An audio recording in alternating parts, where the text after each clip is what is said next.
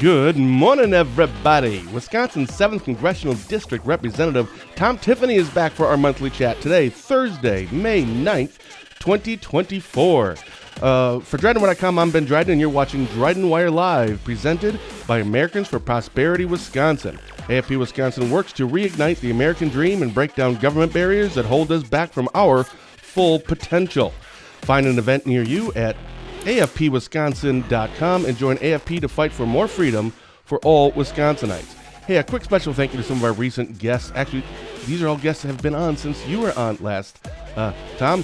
Senator Romaine Quinn, former Assembly Representative Attorney Adam Jarko, candidate for Wisconsin's 75th Assembly District Duke Tucker, AFP Wisconsin State Director Megan Novak, Barron County Sheriff Chris Fitzgerald, who of course joins me every Tuesday for our Positive Tuesday with Ben and Fitzy show, and most recently, President of Business Operations for the Milwaukee Brewers, Rick Schlesinger. You can watch a recording of those shows and all of our previous live shows on our website at Dryden.com, right here on Facebook on the videos tab, or just go to YouTube, youtube.com/DrydenWire. But today we're chatting with 7th Congressional District Representative Tom Tiffany. Congressman, good morning, sir. Good morning. I got to ask you a question. Sure. So you said Rick Schlesinger, Director of Operations for the Brewers. Did he talk about when they decide to close the roof, things like that? Did he talk about any of that stuff? I've always been interested in that. And that's why it was like one of my favorite shows. It didn't bring that one up about the closing of the roofs, but he oversees. He's the president of all operations, so you could argue that he kind of runs the team. So it was just a wide-ranging conversation, and as you know, I usually don't have a lot of things written down, but I learned so much, and I could talk about baseball all day. So we did have a little baseball talk, but games are shorter now by 20 minutes. Well, that means if you have 40,000 people, that times 20 minutes, less beer sold, less hot dogs being sold. Like, somebody's losing money here. So we had a great conversation about that. It was a very fascinating conversation. It was wonderful. God, that sounds really interesting. That's great. He came up and did the interview with you. I know. I mean, he's not Tom Tiffany, but you get all the All right, let's go. I have no a couple. comment. I have two things I've written down. You did have some press releases, and I want to get to that. So in the past, you have kind of you've kind of played the role of explainer for me, kind of help me understand why. And there's two things, and these are both kind of topical. They're going on yesterday. So this is regarding the Speaker. The headline from The Hill was GOP Dems show rare unity in killing green motion. The House on Wednesday voted overwhelmingly to protect Speaker Mike Johnson from a conservative coup, torpedoing an effort by Representative Marjorie Taylor Greene to oust the GOP leader from the top job for his willingness to cut deals with Democrats on weighty legislation. The chamber voted 359 to 43 on a motion to table or dismiss. 359-43-7 on a table to dismiss. Greene's motion to vacate resolution prevented the removal proposal from being considered. So if they know full well going into this, it's not going to pass. I'm assuming they knew full well. Why is this happening? Because I've seen this in the headlines for almost a month now. Every day, updates on this, like Donald Trump and what's going on with the Speaker. Why does this happen? Why did this specifically happen? So Marjorie Taylor Greene was extremely frustrated that the Speaker was, as it said there, was cutting deals with the Democrats, and she was frustrated with that, and she didn't think that should be happening. But I think ultimately the final straw for her was when the funding for Ukraine went through without getting anything for the border. Because if there was a commitment that Speaker Johnson made at the very beginning, is that there will be no money for Ukraine unless there is something done in regards to the border. That did not happen, and I think that was the final straw where she said, I'm going to pull the trigger on this. Okay. Good morning, Representative Gabe Magnifici. She's watching this morning. Good morning to you. All right, so the second thing that's also relatively topical, I suppose, is college campus protests. Right for the show, I just wrote down a few things. And by the way, I'm not anti-protest. Go ahead, protest whatever you want, as long as it's peacefully. I think largely they don't work, to be perfectly honest, but I think it's important that people have the right to be able to do that stuff. But so there's a lot of college campus protests that are happening regarding the war in the Middle East, including right here in Wisconsin at some of our campuses. But we also have, as you just mentioned, there is a war in Ukraine. We have a southern border crisis. fentanyl, I'm going to say crisis, but maybe that's too strong of a word. I don't think it is. You can kind of tell me if that's too strong. A migrant crisis, right? And being bussed into cities that is overwhelming the infrastructure of some of these cities. It's not sustainable. We have, especially when it comes to youth, they're going out into the real world, as it were, with crippling debt that they're going to have to be paying on forever. But they're protesting the war in Israel. And I'm wondering, why do you think this topic is what has gotten the ire and attention of our youth? So I think it's being shown that at a number of these universities, there are outside agitators that are coming into this. In fact, a story broken by, I think it was by Politico, which is largely a left-wing organization, this week said that it is prominent, wealthy Biden donors who are the primary funders of these protests. So you have these outside agitators that are funded by the Soros groups and others. Soros is the caricature for this, or the poster child, but there's plenty of others that are pumping money into this.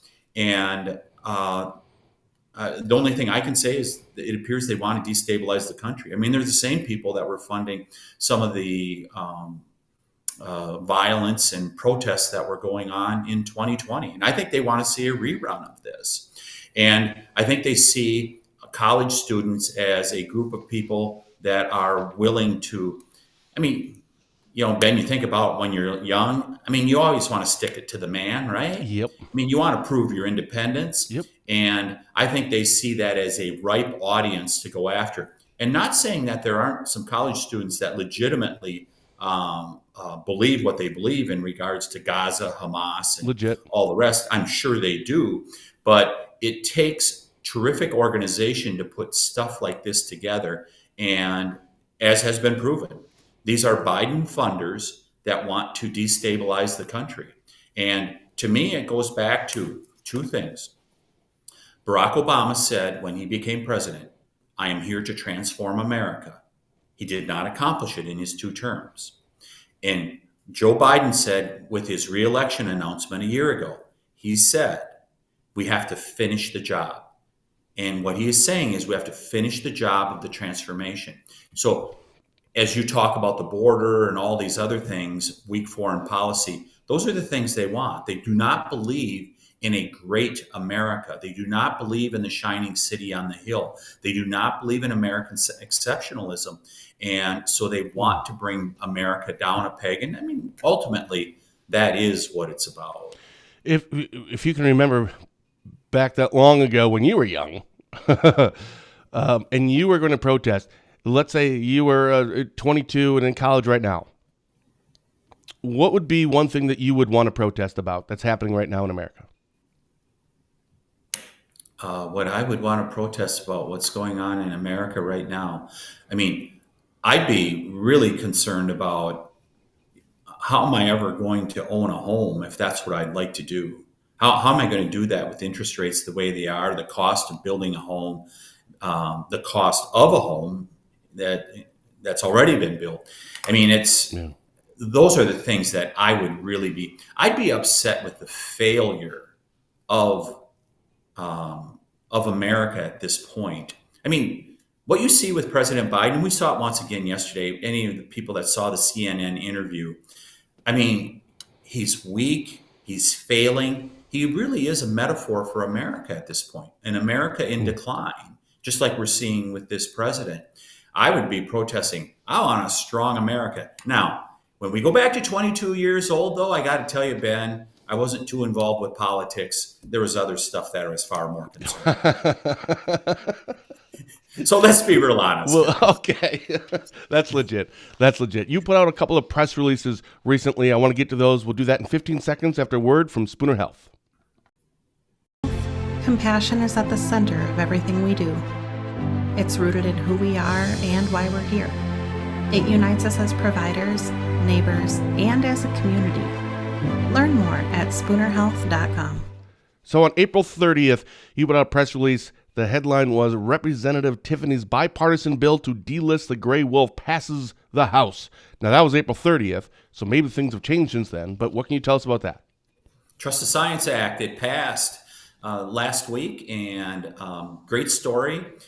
We had passed it through Natural Resources Committee, and we were waiting for it to get a vote before the full House. And I was beginning to become skeptical in this session. But lo and behold, 10 days ago, 2 weeks ago, they announced, hey, we're going to put it on the floor next week, which was last week. And it passed on a bipartisan basis, and now it goes to the U.S. Senate. Now the Senate needs to take this up. Our senators, Ron Johnson and Tammy Baldwin, they need to act on this, and they need to get in the forefront of this, especially Senator Baldwin, because they have the majority, the Democrats in the Senate. She can get this done if she goes to Senator Schumer and to President Biden and says, we need to get this done.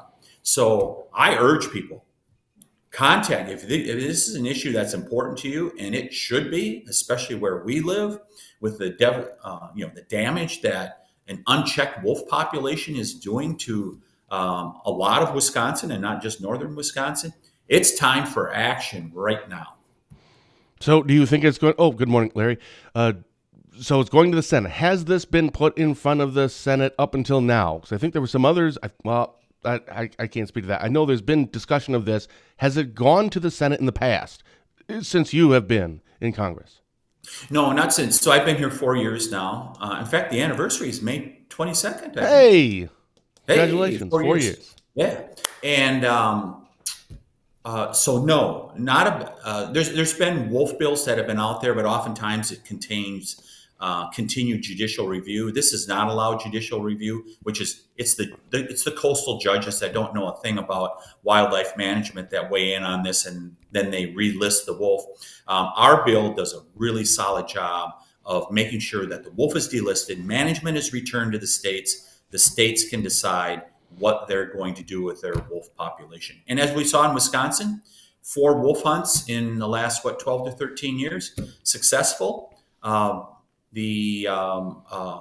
there were some wolves harvested, it did not jeopardize the population, and I think it proves that the states can manage the wolf. So how do you think it's going to go, realistically? It's up to Senator Baldwin. This truly is up to Senator. I would say, especially Senator Baldwin, but also Senator Klobuchar, and also the candidate that the Democrats have in Michigan, because the Upper Peninsula has the same problem we have. And so there's a woman in the House of Representatives by the last Representative Slotkin, who's running for U.S. Senate. She can do something about this if she wanted to. If those 3 went to Chuck Schumer and said, you have to get this done, because that's exactly what happened when Montana and Wyoming, Idaho, when they got delisting back in 2012, is John Tester, the U.S. Senator from Montana, went to Harry Reid, then Majority Leader Harry Reid, and said, you got to pass this or I'm not going to get reelected. I think this issue is potent enough that a very close election could hinge on it. It's time for these U.S. senators on the Democrat side to really step up. Now, Senator Johnson needs to help also. That's certainly the case. It should be bipartisan like it was in the House, but it's especially the case where these U.S. Senators on the Democrat side, they can get it done if they choose to. So this is a Republican-Democrat mostly thing? It's largely, but I mean, we had a number of Democrats that joined us in the House. And so it was done on a bipartisan basis, and it should be done on a bipartisan basis here. I mean, 26 wildlife biologists from the upper Midwest signed a letter 10 years ago saying that the wolf is recovered. I mean, these are the most eminent wildlife biologists you find here in northern Wisconsin or in the upper Great Lakes states. Mm-hmm. And they said, you need to delist. The wolf is recovered. And here's the ultimate problem, I believe, for those that don't want to delist, is you begin to jeopardize the Endangered Species Act. I think most everyone agrees the Endangered Species Act was an important piece of legislation that passed 40 years ago, something like that, and has helped protect, preserve, and have species rebound as a result of it. The wolf is a classic case, but once a species has recovered, you do need to take it off from the endangered species list. Otherwise, what value is it?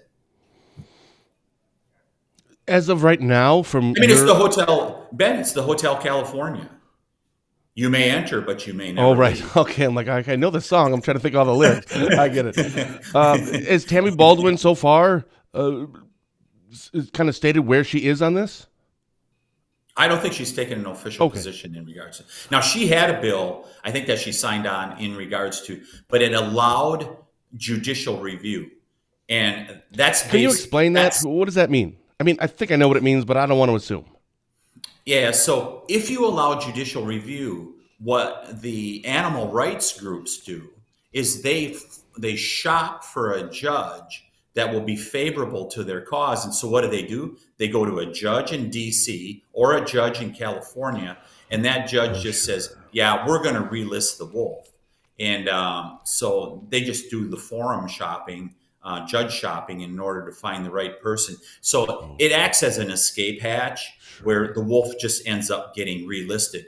You take away judicial review, because that's what happened in Montana and Idaho when that was done a little over a decade ago. They did not allow judicial review, and it has not caused a problem. The wolf numbers continue to grow in those states. It is not endangered in any way. Same thing will happen here. The states can manage this population Okay. appropriately. And so the bill that has passed the House is now in the Senate. That does not include judicial review, right? That is correct. The bill we passed, Now that the makes sense. Trusted Science Act, does not contain an allowance for judicial review. In fact, it prevents judicial review. Okay. Well, I'll ask. I think Eric, how do you say his last name? Hodvey, the guy running against her? Hodvey? Update. Hubvey. I think he's coming on the show, and it's this month sometime, a couple weeks. Maybe, I think it's like 2 weeks from today. Yeah, it'll be Thursday, 2 weeks from today. It'll be interesting to see what his take is on all of this.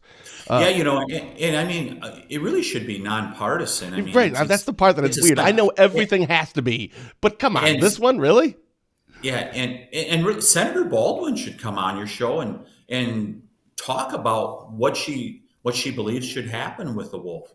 Come on and explain yourself. And I would urge anyone that's out there watching that has a pipeline to Senator Baldwin. You're always a fair interviewer. She should come on the show. Yep. We don't ask people to come on, but if they ask to come on, we've never said no. So, yep, she's just never asked to come on or his campaign, or nobody's ever asked, but would more than happy to. Love to talk to her. Yeah, I'm not trying to act as your booking agent here. Well, that's okay.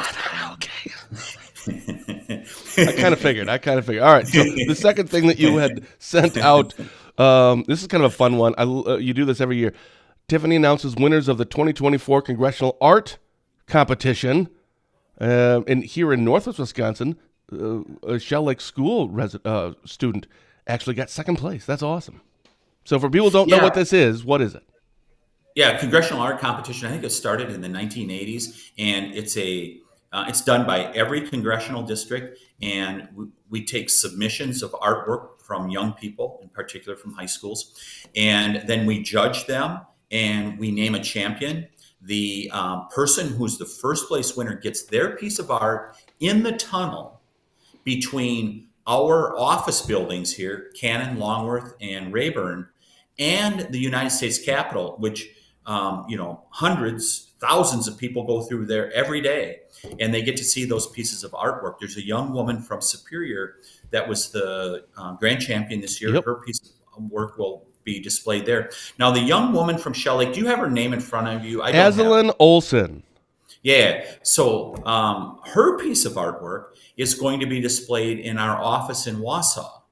And boy, congratulations to her. And thank you so much for the submissions by all the young people to that art competition. I think we had more than ever this year, and we had some really good stuff there. Yeah, you had the top three, but then there was like another 2 or 3 honorable mentions. Yes. There were several of them. And so people who don't know, explain this. Because I think a lot of people think that the Capitol building, that's where your offices is. Right? I'm in the Cannon office building. Sure. So it's not in the Capitol. Yeah, that's correct. The Capitol is across Independence Avenue. We're on the south side of Independence Avenue, and that's where the 3 office buildings are that house both our offices that we use for taking care of the business of the people we represent, but it also has the committee office room. So, for example, I sit on Judiciary and Natural Resources. There are specific offices for those committees in each of those three buildings. See, I didn't know that. I thought Yeah. all of the meetings were held at the Capitol, but everybody's offices were not off campus. You're still on campus. You're just, in a different building. I didn't know that some of the C-SPAN stuff that we see, is that just the Capitol, or is that also in some of these committees? It has to be. Yeah. Sometimes, you'll see interviews that happen in both the office buildings as well as in the Capitol. Now, there are a few offices that are in the United States Capitol, and that's leadership. So the Speaker, the Majority Leader, the Whip, their offices are all in. Sure. The So United then there's States. these tunnels that go underneath that connect them all. And if I understand it correctly, I think that's the only place like media can go for the most part, right? Or oftentimes they can be down there to talk to people. Yeah, they can be in the Capitol also. They cannot be on the floor of the House Oh, or okay. the Senate, but they can be in like the foyers or Sure. just off from the House floor. Okay. That's interesting. One of these days I'm going to come out there. Drew and I are going to, we're going to drive out there and take a tour. I've never been to Washington, D.C. Just like any of our constituents, would be happy to give you a tour. But a little, okay. I can't wait. It'll be fun. You have something coming up at 9 o'clock, right? Or 10 o'clock your time, 9 o'clock our time. What do you have coming up? I have another interview. There's a national... What? You can be late.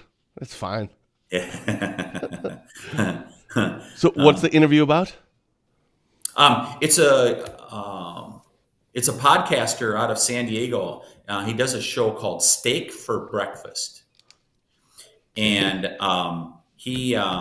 so every now and then I interview with him, as well as with many others. Sure. This Yep. really is one of my primary jobs, is just doing interviews all week long, and it's a big part of the job that I do. And but we do some national stuff also. Besides I think we do like 8 radio stations that are. And I include you in that list, though you're not a radio station. But I do 8 local media that are like radio stations, or like you do with the Dryden Wire. Sure. I do those on a monthly basis, but then I also do some national stuff sometimes. What? Yeah, I see you all the time. Yeah. I do. I love it. And I was I'm like, hey kids, look, he's on national TV. We have him on once a month on our show. The kids are not impressed. They will be when they're older, hopefully. All right. Well, I don't want you to be late for that. So is there anything else that you wanted to make sure that you wanted to talk about that we didn't get a chance to talk about yet? So I'm certainly open for another 7 or 8 minutes here if you want to cover some other stuff. One thing that I would mention, Ben, is that candidates right now for both state office and for Congress, for the federal offices, are passing out their nomination papers. And so whether, you mentioned Eric Hovde earlier, running for U.S. Senate, he has to get X amount of signatures, as well as Senator Baldwin. But legislators have to do that also. And so nomination papers are circulating. And if people want to support anyone in particular, whether they're Republican, Democrat, or any other flavor, now's a good time to help them get on the ballot, because we have to get a certain number of signatures to appear on the ballot. I think we have to have 1,000 signatures, verified signatures, in order to get on the ballot to run for the United States House. Sure. And so that process is going on right now. So if you have a favorite candidate, be sure to fill out their nomination papers. And I would emphasize to people, in regards to the state legislative seats, those districts' boundaries have changed now. Ugh, I know it. So, with redistricting, those have all changed, and you should make sure you're in the same legislative district, whether it's the state assembly or the state senate. Make sure of what district you're in, because you may have changed lines with redistricting. Now, with Congress, we did not have a change to the maps that were passed a few years ago. And so those stay in place. What has been the 7th Congressional District for the last couple of years, those boundaries are the same. Representative Magnifica said that they're heading to D.C. tomorrow. Oh, terrific. Yeah. She should stop in and say hi if we're going to be there. Speaking of, Gay what do you Tom? have come? I assume so. She said we. I assume so. You think she'll bring Tom? I don't know. Bring him. That's just funny how It's you up, worded it's that. up to you, Gay, if you're going to bring Tom along. You're both welcome in the office if you show up. Oh, that's great. So what do you have coming up this week and this weekend? Obviously, you have another interview to do, Steak for Breakfast. I'm going to see if I can find that podcast so I can listen to that. That's going to be great. What else do you have coming up? Thank you so much for bringing this up because it's one thing that I almost forgot and I shouldn't. Monday, we have a federal lands hearing, Monday the 13th, in Hayward. So I chair the Federal Lands Subcommittee in the Natural Resources Committee. So the first time in a long time, we are coming to Wisconsin. It's one of the commitments our chairman of the Natural Resources Committee, Bruce Westerman, made. He said, I want my subcommittee chairs and committees to be out there and hearing from the people around America. We are doing a public hearing on access to federal lands, and that will be Monday, and it'll be at the Steakhouse in Hayward starting at 2:00. The hearing will be held at the Steakhouse, and so I will be there. I think Representative Stauber from Duluth is going to be there also, as well as I hope a couple other of my colleagues are going to be there also. But we're going to have a panel of witnesses that are going to give their testimony. We'll be able to question them and ask them about problems, concerns, whatever. Senator Stafsholt will be on that panel, and he has highlighted some of the problems with access being denied to our federal lands, in particular the Chequamegon-Nicolet National Forest. And so this is a great opportunity for people to come out if they choose to. Is there a cost to that? I'm assuming not, right? You just go in and listen. Hayward. No charge. Monday, 2:00 at some state. What was it called? It's called the Steakhouse. Just the Steakhouse. Well, there you go. I wonder what they serve. Here, let me double check it. I will have it for you right. Field hearing, the Steakhouse and Lodge. Oh, and Lodge. Oh, I know where that is. Okay. Duh. It's just on the south side of Hayward. Yeah. I remember. You're coming in on 27, I think. But anyhow, yeah, people are welcome to join us. All right. Gay says yes, so it looks like Tom will be there. Good. We're looking forward to seeing him. Yeah. All right. Congressman, thanks so much, as always, for coming on. What do you think we're going to be talking about next month? Next month, we're going to be, so we'll be in June. Yeah, that's a really good question. So I would guess that we'll be probably talking a little bit about, we start the new budget cycle. We have to have a new budget by the end of September. So that appropriations process will start once again. I think that will certainly be part of it. I think as things heat up,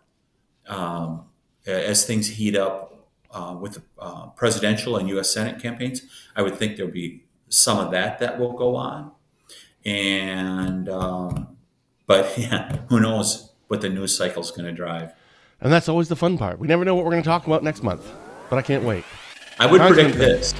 You will not see another motion to vacate. Well, at least not next month. But special thank you to Wisconsin's 7th Congressional District Representative Tom Tiffany for taking the time to come on for a chat today. I'll see all of you right back here on Tuesday when Barron County Sheriff Chris Fitzgerald and I will be on for our weekly Positive Tuesday with Ben and Fitzy show. So until then, thank you for watching, and as always, have a blessed day.